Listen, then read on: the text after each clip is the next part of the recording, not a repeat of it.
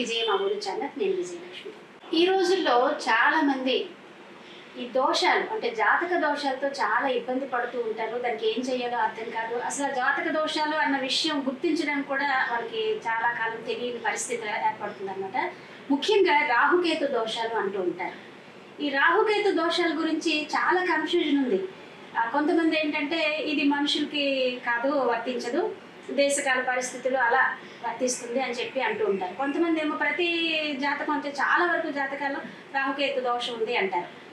దానికి సంబంధించి మనం పూర్తిగా అసలు ఏంటి రాహుకేతు దోషాలు, దాన్ని మనం ఎలా గుర్తించాలి, దానికి రెమెడీస్ ఏంటి, ఈ విషయాలన్నీ తెలుసుకోవడం కోసం ఇక్కడ మనతో ఉన్నారు అరసవెల్లి, శ్రీకూర్మం, సింహాచలం దేవస్థానం, అలాగే కనక మహాలక్ష్మి దేవస్థానాలకు ఆస్థాన పంచాంగకర్త దైవజ్ఞ శ్రీ తెన్నేటి శ్రీనివాస్ శర్మ గారు మనతో ఉన్నారండి. వారి శర్మ గారు ఈ విషయం గురించి మీ మాటలో ఏం చెప్తారు?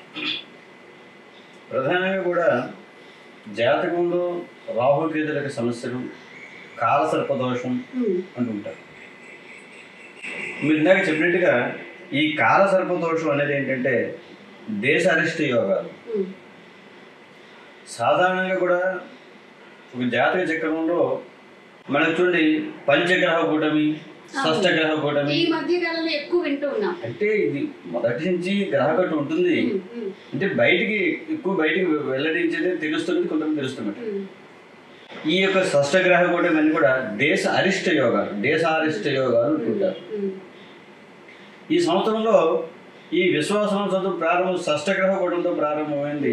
దానికి ప్రభావం కూడా 2025 ఏప్రిల్ 6 నుంచి 2025 జూన్ వరకు కూడా ఈ యొక్క సమస్యలు, అగ్ని ప్రమాదాలు కూడా పంచాంగంలో రాయడం కూడా జరిగింది అనమాట. అగ్ని ప్రమాదాలు, భూకంపాలు ఇలాంటివన్నీ ప్రకృతి వైపరీత్యాలు ఎక్కువ కూడా సంభవిస్తాం కూడా మేము రాయడం జరిగింది. అంటే ఆ యొక్క సమయాల్లో రాహు శని కలయిక వల్ల ఎక్కువ ప్రమాదాలు ఎక్కువగా జరుగుతుంటారు. శని రాహుల కలయిక, ఆ దేశంలో రవి, అక్కడ బుధుడు, చంద్రుడు కూడా ఉండడం అన్నమాట. ఈ రాహుకేతుల సమస్యలు అనేవి దోషాలు ప్రధానంగా కూడా అంటే ఇక్కడ 2 రకాలు ఉన్నాయన్నమాట. కాలసర్ప దోషం అనేది కాలసర్ప దోషం, కాలసర్ప యోగం. ఈ కాలసర్ప దోషం అనేది ఏంటంటే దేశారిష్ట యోగాలు అని చెప్పింది. రాహుకేతుల మధ్యలో గ్రహాలన్నీ ఉంటూ ఉంటాయి చూసారా అండి, దాన్ని కాలసర్ప దోషం అంటుంటారు. ఈ కాలసర్ప దోషం అనేది అయితే దేశ అరిష్ట యోగం అని చెప్పుకొచ్చింది. అయితే వ్యక్తిగత జీవితాల్లో కూడా ఇక రాహుకేతుల ప్రభావం చూపిస్తుంటుంది. ఎలాగన్నట్లంటే ఒక లగ్నాన్ని చూసుకున్నట్లయితే ఆ వ్యక్తికి ఆ లగ్నంలో కానీ రాహు ఉండి సప్తమ స్థానంలో కేతు ఉన్నా, ఈ లగ్నం మందు రాహు ఉంటే కూడా వాడు ఎక్కువ ఆందోళన ఎక్కువగా ఉంటూ ఉంటుంది శాస్త్రం ప్రకారం. అంటే రాహుకు దోషం అన్నమాట. ఏ పని చేసిన భయం, ఆందోళన ఎక్కువగా ఉంటుంటుంది. అలాగే కూడా లగ్నాతో ద్వితీయ స్థానంలో రాహు ఉంటే ఎక్కువ వివాదాలు వస్తుండడం, తృతీయ స్థానంలో రాహు ఉంటే మళ్ళీ భయాందోళనలు, ఏ పని చేసినా వాడికి అక్కడ ఏమి లేకపోయినప్పుడు కూడా భయపడుతుండడం. ఈ సైకలాజికల్ డిప్రెషన్ ఏదైతే ఉంటుందో చూడండి, డిప్రెషన్ మావాడు డిప్రెషన్ ఫీల్ అయ్యాడని అమ్మాయి కొంచెం డిప్రెసివ్గా ఉన్నారు అనుకుంటారు. లగ్నాతో తృతీయ స్థానంలో రాహు ఉండడం ద్వారా కూడా ఏ సైకలాజికల్ డిప్రెషన్స్ ఎక్కుంటే కొంతమంది ఆత్మహత్య ప్రయత్నాలు కూడా చేసుకుంటారు ఈ యొక్క రాహు యొక్క దోషం వల్లే. ప్రధానంగా కూడా శాస్త్రంలో ఈ ఆత్మహత్యలు చేసుకోవడం, ఎక్కువగా కోర్టు వివాదాలు ఎక్కువగా రావడం ఈ యొక్క రాహు వాళ్ళు ఎక్కువగా జరుగుతుంటాయి. అదే రాహు ఉచ్చ స్థానంలో ఉన్న, రాహు జాతకంలో మంచి బలంగా ఉన్నా సరే కూడా వాళ్ళు వైద్య విద్యలో మంచి రాణి పొందడం, రాజకీయ జీవితంలో మంచి అనుకూలంగా ఉండడం, దూరదేశ గమనం, ఎక్కువ విదేశీ ప్రయాణాలు చేయడం, నీటిపై ప్రయాణాలు చేయడం, ఒక స్థానానికి ఆధిపత్యం సాధించడం అన్నీ కూడా రాహు జాతకంలో బలంగా ఉన్నట్లయితే జరుగుతుంటాయి. ఇక రాహు కేతు కూడా 2 ఒకటే అనమాట. రాహుని తల కింద, కేతుని తోట కింద కూడా చూస్తుంటారు అనమాట. ఈ రాహుకి అధిష్టాన దేవత దుర్గాదేవిని, కేతుకు అధిష్టాన దేవతని లక్ష్మీ గణపతిని కూడా ఎక్కువ ఆరాధన చేస్తున్నట్లయితే చేస్తుంది. అలాగే రాహు యొక్క దోషం ఎక్కువగా పోవాల్సి వచ్చినట్లయితే నిత్యం కూడా మంగళవారం నాడు రాహుకి ఈ యొక్క మినువులు దానం చేసినట్లయినా ఆ యొక్క రాహు యొక్క దోషం పోతుంటుంది. అంతేకాకుండా నిత్యం గ్రామ దేవతలకు సందర్శనం చేయడం ద్వారా కూడా, మంగళవారం నాడు గ్రామ దేవతలకు సందర్శన చేయడం ద్వారా, చండీ, దుర్గా ఇటువంటి దేవతల ఆరాధన చేయడం ద్వారా కూడా ఆ యొక్క రాహు యొక్క దోషాలు కూడా పోతూ ఉంటాయి. ఇక కేతుకు సంబంధించింది కూడా కేతు మహస్ వచ్చింది అనుకోండి, ఇంకా రాహువులు కూడా కొన్ని విషయాలు చెప్తాను. రాహు విషయానికి వచ్చినట్లయితే లగ్నాతో సప్తమ స్థానం జూనే కడత్రహంతేజ సప్తమే కలహప్రద అంటుంది. సప్తమ స్థానం కూడా రాహు ఉన్నది అనుకోండి, భార్యాభర్తల మధ్య ఎక్కువ వివాదాలు ఎక్కువగా జరుగుతుంటారు. ఒక మూడో వ్యక్తి ద్వారా గొడవలు ఆడుకోవడం కానీ, లేదా నిత్యం భార్యాభర్తలు పోరు ఎక్కువగా ఉండడం కానీ, కోర్టు వివాదాలు ఎక్కువగా ఉండడం కానీ, రాహు వల్ల కోర్టు వివాదాలు కూడా ఎక్కువగా ఉంటుంటాయి అన్నమాట. కాబట్టి ఈ విధంగా రాహు ఎక్కువ దోషం జాతకంలో అన్నట్లయితే వాటి వల్ల ఉండే ఎక్కువ చెడు ఫలితాలు ఏ విధంగా ఉంటాయి. మంచి ఉంది, చెడు ఉంది. ఇది మంచి ఎలా చెడు ఎలా దాన్ని మనం నిర్ణయించినట్లే చేయాల్సి వచ్చినట్లయితే ఆ జాతకంలో యొక్క రాహు యొక్క స్థానాన్ని బట్టి కూడా, స్థితిగతులు బట్టి కూడా మనకి అది మంచి స్థానంలో ఉందా, నీచి పెట్టి ఉందా, ఉచ్చ స్థానంలో ఉందా, అదే గురు చండాల యోగం అంటుంటారు అన్నమాట. అంటే గురు రాహులు వస్తే గురు చండాల యోగం అని, కొన్ని రాహు వృశ్చికంలో ఉంటే నీచ స్థానం అంటారు అన్నమాట. అలాగే వృషభంలో రాహు ఉంటే ఉచ్చ స్థానం, వృశ్చికంలో ఉంటే రాహు నీచ స్థానం అంటండి. ఆ గ్రహం నీచ స్థానం ఉండడం ద్వారా దానికి చెడు ఫలితాలు పొందుతుండడం కూడా జరుగుతుంటాయి అన్నమాట.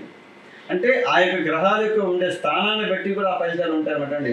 అందరికీ అదే చెడు ఫలితం ఇస్తుందని కూడా మనకు అనుకోవడం లేదు. ఆ జాతకుడు పుట్టిన సమయంలో ఆ గ్రహాలు ఏ స్థానంలో ఉన్నాయి, ఆ స్థానాన్ని బట్టి కూడా ఆ యొక్క దశని నిర్ణయం చేసుకుంటూ కూడా ఆ రాహు వాళ్ళకి మంచి ఇస్తుందో చెడు ఇస్తుందని కూడా తెలుసుకోవచ్చు అన్నమాట. ఇక కేతు గ్రహం ఉన్నది అనుకోండి, కేతు గణం అంటుంటారు కేతు గ్రహం. ఈ కేతు యొక్క దశ 7 సంవత్సరాలు ఉంటుంది, రాహు యొక్క దశ 18 సంవత్సరాలు ఉంటుంది. ఈ కేతువు కానీ జాతకంలో దశ నడుస్తున్నది అనుకోండి, చికాకులు ఎక్కువగా ఉంటుంటాయి అన్నమాట అండి. అంటే తెలియని చికాకులు, కొన్ని చికాకులు ఎక్కువగా పెద్దగా ఉంటాయి, పెద్ద సమస్య కింద ఉండడం చాలా మైనర్ అన్నమాట అండి. ఆ సమస్య ఆ రోజు ఉదయం వస్తుంది, సాయంత్రానికి అది సమస్య పోతుంది అన్నమాట అండి. అలాగే ఇంకో రోజు ఇంకో చిన్న సమస్య వస్తుంది, అంటే మనకి తెలియకుండా దాన్ని పెద్దగా మనం రెక్టిఫై చేసుకుని కూడా అవకాశం ఉండదు అన్నమాట అండి. చాలా చిన్న చిన్నగా ఉంటుంటాం, చీటికి మెడికి చిన్న గొడవ అవుతున్నాం, ఏదో రకమైన డిస్టర్బెన్స్ మీకు ఉండడం, ఇవన్నీ కూడా కేతువులు ఎక్కువగా జరుగుతుంటాయి అన్నమాట అండి. కేతు జాతకంలో బలహీనంగా ఉన్నా సరే కూడా వాళ్ళకి ఆధ్యాత్మిక చింతన ఉండదు. కేతు అంటే మోక్షకారకుడు ఎవరంటే జాతకంలో కేతు బలంగా ఉన్నట్లయితే, అందుకే జ్ఞాన పీడోపశాంతి అని కేతుని చెప్తుంటారు అంటే. రాహుకి చక్షు పీడోపశాంతి అని చెప్పిస్తుంటారు అంటే. చక్షులు అంటే కళ్ళు అనమాట. ఈ కళ్ళ సంబంధించిన దోషాలు ఏవైతే ఉంటాయో రాహువులు ఎక్కువ వస్తుంటాయి. అంటే అతి చిన్న వయసులోనే కళ్ళ చూడ రావడం, దృష్టి మందగించడం, కనపడడం, ఇవన్నీ కూడా జరుగుతుంటాయి. కాబట్టి రాహు యొక్క దోషాల ద్వారా అవి జరుగుతుంటాయి. కేతువుల జ్ఞాన పీడోపశాంతయ్యే, వాడికి జ్ఞానం అనేది ఎక్కువగా ఉన్నదనమాట అండి. నాస్తికత్వంగా ఉంటారు అనమాట అండి. ఏ దేవుడు లేదు, ఎవరు లేదని అంటుంటారు అనమాట అండి. ఈ నాస్తికమైన వాదం కేతు బలహీనంగా ఉన్నట్లయితే ఉంటుంది. కేతు బలంగా ఉన్నట్లయితే, ఉచ్చస్థానంగా ఉన్నట్లయితే ఎక్కువ తీర్థయాత్ర సందర్శించడం, పుణ్యక్షేత్రాలకు వెళ్తుండడం, దేవాలయాలు, భక్తి, ఎక్కువ ఆధ్యాత్మిక అంటే స్పిరిచువల్ నాలెడ్జ్ ఎక్కువగా ఉంటుంది. ఆ విధంగా కూడా కేతువులు కూడా ఉంటుంది అన్నమాట.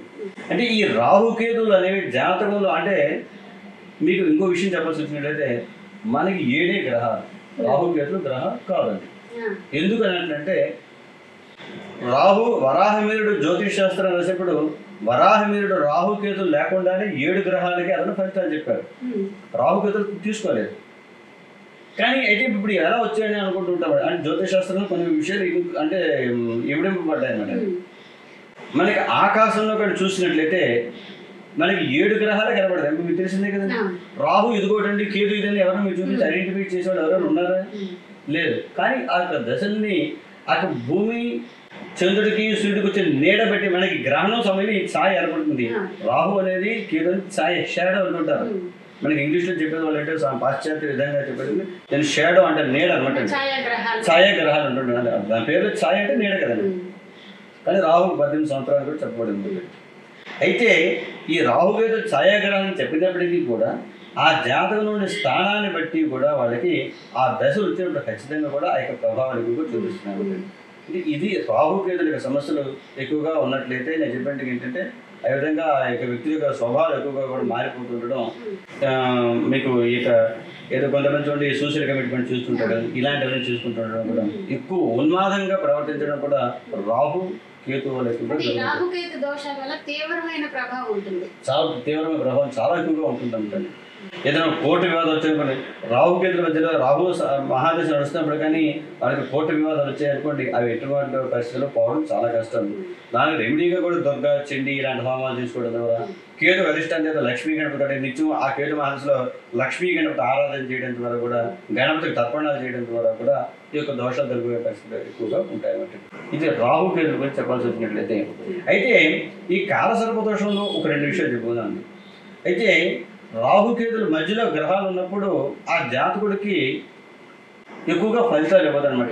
ఉదాహరణకు ఒక వ్యక్తి ఎండలో వెళ్తాడు అనుకోండి, గొడుగు వేసుకొని వెళ్ళాడు అనుకోండి, ఎండ ఎక్కువ తీవ్రంగా ఉందనుకోండి, ఈ ఏదైతే అతను ఒక గొడుగు వేసుకోవడం ద్వారా కూడా ఆ యొక్క సూర్యకిరణం ప్రత్యక్షంగా అతని మీద పడకుండా పరోక్షంగా పడుతుంటుంది. కానీ చుట్టుపక్కల ఉండే వేడి మాత్రం అతనికి ఉంటుంది, దానివల్ల అతను బాధపడుతుంటాడు. కానీ ప్రత్యక్షంగా పడే కిరణాలు అతని మీద పడవన్నమాట. ఉదాహరణ ఎలాగంటే, ఒక గ్రహం మీకు బాగా యోగించవలసి వచ్చినప్పటికీ కూడా ఈ గొడుగుని మీరు రాహువు కింద కానీ ఊహించినట్లయితే ఆ ప్రత్యక్షంగా ఏవైతే గ్రహాలు మీకు బాగా జాతకంలో అనుకూలంగా ఉన్నాయో ఆ కిరణాలు పడకుండా ఈ రాహు అనేది అడ్డడం ద్వారా ఆ కిరణం పూర్తిగా పడకుండా తక్కువే పడుతుంటుంది. చుట్టూ ఉన్న వేడి ఎలాగైతే మీ మీద ఆ యొక్క ప్రభావితం చేస్తుందో ఆ గ్రహం యొక్క ప్రభావం బాగుంది కాబట్టి ఉద్దేశంలో మీకు బాగుంటూ ఉంటుంది. కానీ మనం అనుకుంటే నేను చాలా పరీక్ష బాగా రాశానండి, నేను చాలా మెరిట్ స్టూడెంట్ కొంతమంది ఉంటారు, అయినట్టు కూడా ఈ కాలసర్ప దోషంలో ఉండడంతో కొన్ని జాతక ఆ గ్రహాలు రాహుకేతులు మధ్య ఉండిపోవడం ద్వారా కూడా వాళ్ళు ఎంత ఎఫర్ట్ పెట్టినప్పటికీ కూడా దాంట్లో వాళ్ళు ఉత్తీర్ణత సాధించలేకపోతూ ఉంటారు. అంటే నేను చెప్పినట్టుగా ఆ గొడుగు ఏదైతే ఉందో ఆ గొడుగు రాహు కింద ఉంటుంది కాబట్టి దానికి ప్రభావం చేతి ఎక్కువగా ఉన్నప్పటికీ కూడా అది 100కి 10-20% అది ఇన్ఫ్లుయెన్స్ చేయడం ద్వారా కూడా తగ్గిపోతుంటుంది. అప్పుడు ఆ యొక్క వ్యక్తులు ఆ యొక్క జాతకంలో పెట్టే పరిశ్రమ ఎంత ఉన్నప్పటికీ కూడా వాళ్ళు సరైన గుర్తింపు లేకుండా సమాజంలో కొద్దిగా వెనక్కి ఉంటుంటారు. ఇది దాని తగ్గట్టుగా కూడా రాహుకేతులు పూజ చేసుకోవడం ద్వారా ఈ యొక్క చండీ శర్మ గారు ఇప్పుడు మీరు చెప్పారు ఈ చండీ హోమం ఇలాంటివన్నీ గణపతి హోమం ఇలాంటివన్నీ చేయడం వల్ల ఈ దోషాల నుంచి బయటపడవచ్చు. అవును. అయితే మరి అందరూ కూడా హోమాలు చేయించుకునే పరిస్థితి ఉండకపోవచ్చు, ఆర్థికంగా కానీ ఇంకే కారణంగా. అందుకే వాళ్ళు చేయడం అదే అంటున్నారు, రాహుకు అధిష్టానం దుర్గాదేవి ఉన్నాం కాబట్టి నేను ఇందాక చెప్పినట్టుగా ప్రతి మంగళవారం నాడు కూడా గ్రామ దేవతల సందర్శనం చేయడం ద్వారా రాహుకాలంలో మనకి మంగళవారం మధ్యాహ్నం 3 నుంచి 4:30 కూడా రాహుకాలం ఉంటుంది. అలాగే శుక్రవారం ఉదయం 10:30 నుంచి 12 కూడా రాహుకాలం ఉంటుంది. మనకి ఈ రాహుకాల సమయంలో కూడా నిమ్మకాయలో దీపారాధన చేయడం ద్వారా నిమ్మ దీపారాధన అంటుంటారు కదండి, ఆ నిమ్మకాయల మధ్యలో పోసేసి ఆ రసాన్ని బయట పెట్టేసి ఒక దాంట్లో 2 ఒత్తులు నేతొత్తులు ఒక దాంట్లో 2 నేతొత్తులు వేసుకొని ఆ యొక్క గ్రామ దేవతల ఆలయంలో కానీ దుర్గాదేవి ఆలయంలో కానీ ఆ సమయంలో కొంచెం మధ్యాహ్నం పలహారం అయితే చేసుకొని ఆ దీపారాధన చేయడం ద్వారా కూడా దానికి ఉపశమనాన్ని పొందే అవకాశాలు కూడా ఉంటాయి. ఇక కేతువు బలహీనంగా ఉన్నదనుకోండి, నిత్యం దగ్గరలో ఏదైనా గణపతి కూడా దేవాలయాలు ఉంటాయి కాబట్టి దూర్వాలు అంటే గరికి తెల్లజిల్లేడు పుష్పాలతోని మిగిలిన పూజా ద్రవ్యాలని పెట్టుకెళ్ళి కూడా ఆ రోజు నాడు ఆ గణపతిని అర్చన చేసుకోవడం ద్వారా ఏదైనా ఎవరైనా గణపతి హోమం చేస్తున్నప్పుడు అక్కడ ఏదో కొంత పొలం కట్టుకుని అక్కడ ఆ గణపతి హోమం పాల్గొనడం ద్వారా కూడా ఆ యొక్క దోషాలు పోతుంది. ప్రతి ఒక్కరు అంటే చండీ హోమం చేయడం చాలా పెద్ద ఖర్చుతో కూడుకున్న పని కాబట్టి వాళ్ళు సింపుల్గా కూడా ఆ గ్రామ దేవత సందర్శన చేయడం ద్వారా నిత్యం దుర్గా సప్తశతి స్తోత్రాలు పారాయణ చేయడం ద్వారా శ్లోకాలు చదువుకోవడం ద్వారా రాహుకి 18,000 సంఖ్య ఉంటుందండి. రోజు 18 సార్లు ఆ రాహు యొక్క స్తోత్రాన్ని పారాయణ చేయడం ద్వారా కేతుకి 7,000 లేక 7 సంఖ్య అనమాటండి. ఆ కేతు యొక్క శ్లోకాన్ని ప్రతిరోజు కూడా 7 సార్లు పఠించడం ద్వారా కూడా అంతేకాకుండా నవగ్రహ శ్లోకాలు కూడా రోజు 27 సార్లు చదువుకోవడం ద్వారా కూడా ఆ గ్రహ దోషాలు పోయి వాళ్ళకి అనుకూలంగా ఉండడంలో అవకాశం ఉంటుంది. ధన్యవాదాలండి. అంటే ముఖ్యంగా అందరినీ బాధ పెట్టే ఈ సమస్యలకి చక్కటి పరిష్కారం, అంటే మీరు అన్నట్టు హోమాలు అందరూ చేయించలేరు కాబట్టి వాళ్ళు కూడా ఎటువంటి రెమెడీస్ ఫాలో అయ్యి ఈ దోషాల నుంచి పరిహారం పొందొచ్చు అనేది చాలా చక్కగా తెలియజేశారండి. ధన్యవాదాలు. నమస్కారం.